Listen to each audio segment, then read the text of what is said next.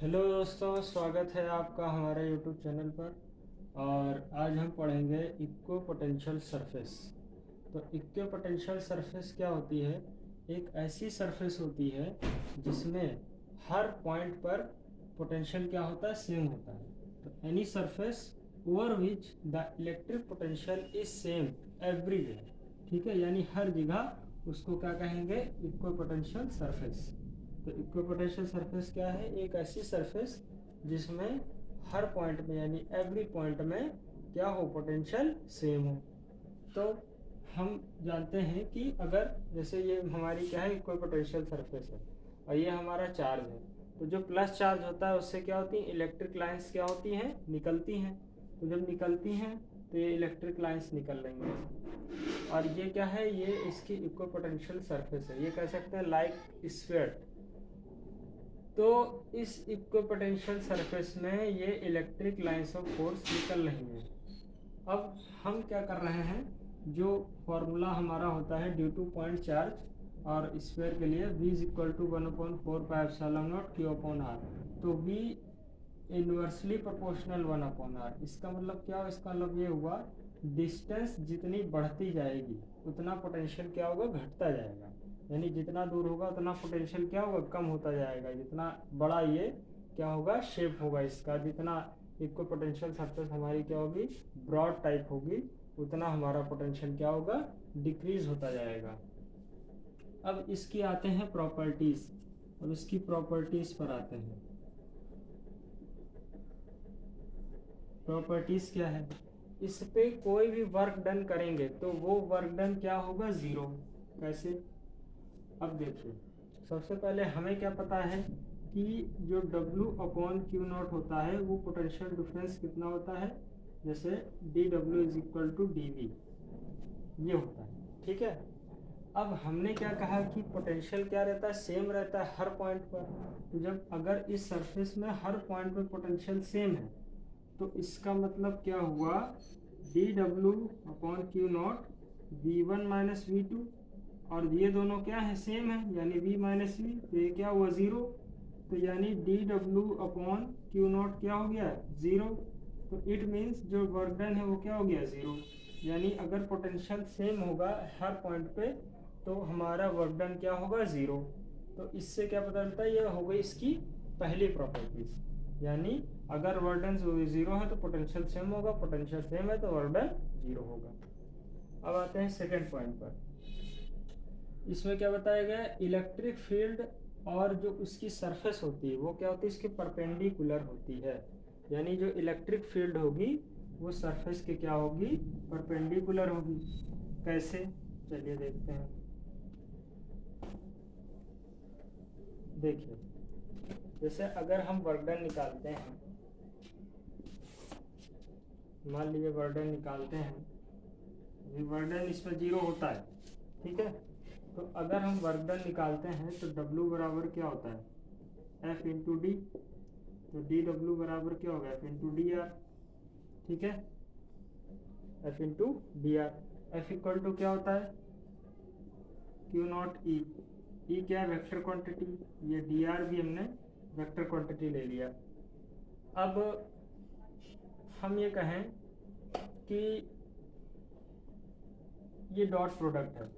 अब dot product में क्या आता है? कॉस। तो ये हो जाएगा Q0 E into D are cos theta. ठीक है, dW। अब हमें पता है कि वर्क डन क्या होता है? जीरो। तो ये जीरो हो गया। Q0 E into D are cos theta. अब ये सारा टर्म इधर जाएगा तो ये हो जाएगा cos theta is equal to zero. यानी थीटा कितना होगा? 90, क्योंकि कॉस 90 तो जीरो होता है। तो इसका मतलब क्या हुआ? इसका मतलब ये हुआ कि E और डी आर का मतलब कह सकते हैं इतना छोटा सा एक डिस्प्लेसमेंट डिस्टेंस का, उनके बीच जो एंगल होगा वो कितना होगा? 90 डिग्री। यानी इलेक्ट्रिक फील्ड सरफेस के क्या होगा? परपेंडिकुलर। ठीक है, तो ये हो गई सेकेंड प्रॉपर्टीज और ये मैंने प्रूफ करके भी दिखा दिया है। चाहे तो आप इसको नोट कर सकते हैं, ये थोड़ा एक्स्ट्रा मैंने करके दिखा दिया ताकि पता होना चाहिए कैसे होता है। फिर आता है E इनवर्सली प्रोपोर्शनल 1/r। इसका मतलब क्या हुआ देखते हैं, इसको आप लोग नोट कर लिएगा।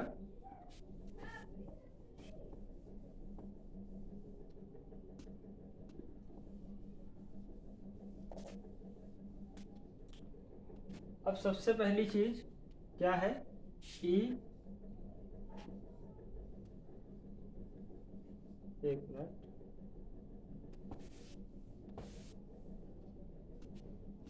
E inversely proportional 1/r। इसका मतलब क्या हुआ कि जैसे जैसे डिस्टेंस बढ़ती जाएगी वैसे वैसे हमारा क्या होगा, इलेक्ट्रिक फील्ड की इंटेंसिटी क्या होगी, डिक्रीज होगी। यानी अगर हमें इंटेंसिटी ऑफ इलेक्ट्रिक फील्ड देखनी है तो आर के रिस्पेक्ट में देखेंगे। अब आर क्या है, हमारी जैसे डिस्टेंस है, ये मान लीजिए आर है, ये आर है, तो यानी यहाँ पे इलेक्ट्रिक फील्ड यहाँ पे सबसे ज़्यादा होगी, फिर उससे कम, उससे कम, उससे कम, उससे कम, यानी जितना आउटसाइडर जाएंगे उतना डिक्रीज होगी, क्योंकि इनवर्सली प्रोपोर्शनल है, ये बढ़ेगा तो ये घटेगा। तो कहने का मतलब ये है कि अगर इसके सेंटर पे इलेक्ट्रिक फील्ड देखेंगे तो वो क्या होगी, सबसे ज़्यादा होगी। अब आते हैं never two equal potential surface intersect to each other. क्यों, देखिए अगर मान लीजिए कि दो इक्वल पोटेंशियल सरफेस हैं, ये है एक इक्वल पोटेंशियल सरफेस, ये है, तो इससे इलेक्ट्रिक फील्ड एक निकलेगी परपेंडिकुलर, एक इससे इलेक्ट्रिक फील्ड निकलेगी, और ये इलेक्ट्रिक फील्ड यानी इलेक्ट्रिक लाइंस क्या होंगी, एक दूसरे कट करेंगी तो क्या होगी, दो डायरेक्शन बनेंगे, जो कि इम्पॉसिबल है, कभी भी ऐसा नहीं होता है। इसलिए जो इक्वल पोटेंशियल सरफेस है वो नेवर इंटरसेक्ट करेंगी टू ईच अदर, कभी भी इंटरसेक्ट नहीं करेंगी। अगर वो इंटरसेक्ट करती हैं तो दो डायरेक्शन बनेंगी, double direction we are can not possible. ठीक है, तो ये पॉसिबल नहीं है। सो इतना हमारा था इक्वल पोटेंशियल सरफेस पे। अगर एग्जाम में आए तो आपको इसमें डायग्राम बनाना है, इसकी डेफिनेशन लिखनी है, फॉर्मूला लिखना है, फिर एक एक प्रॉपर्टी के बारे में डिटेल में लिखना है। अगर समझ में आ गया हो तो आप एक्सप्लेन करके आराम से लिख सकते हैं। तो एग्ज़ाम पॉइंट ऑफ व्यू से भी ये इम्पॉर्टेंट होता है, क्योंकि एग्ज़ाम में बहुत आता है।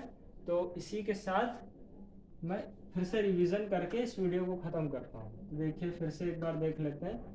जैसे एक पोटेंशियल सरफेस का आपको डायग्राम बनाना होगा, डायग्राम में हेडिंग वगैरह लिख के आपको इतना स्टेटमेंट लिखना पड़ेगा कि any surface over which the electric potential is same everywhere, यानी हर जगह सेम होगा, is called equal potential surface. तो V is equal to 1/4πε0 Q/r, V proportional 1/r। उसके प्रॉपर्टीज क्या है, वर्डन हमारा क्या होगा, जीरो कैसे होगा हम बता चुके हैं। उसके बाद क्योंकि पोटेंशियल क्या होगा, सेम। उसके बाद ई परपेंडिकुलर सरफेस, यानी इलेक्ट्रिक फील्ड की जो डायरेक्शन है, जो सरफेस है वो क्या होगी, परपेंडिकुलर होगी, वो भी मैं बता चुका हूँ। और कैसे होगा वो भी बता चुका हूँ डेरिवेशन में, वीडियो देख के फिर से आप लोग समझ लीजिएगा। उसके बाद तीसरा है कि ई इनवर्सली प्रोपोर्शनल 1/r, यानी जैसे जैसे डिस्टेंस बढ़ेगी वैसे वैसे क्या होगा, वैसे वैसे हमारी जो इलेक्ट्रिक फील्ड है वो क्या होगी, डिक्रीज होगी। ठीक है। उसके बाद never two equal potential surface intersect each other, यानी कोई भी दो इक्वल पोटेंशियल सरफेस इंटरसेक्ट नहीं करेंगी चाहे जो। ठीक है, तो इसी के साथ मैं अपना वीडियो ख़त्म करता हूँ। आप लोगों ने इस वीडियो को देखा, इसके लिए बहुत बहुत थैंक यू। और इस वीडियो को लाइक शेयर कमेंट ज़रूर करें। Thank you.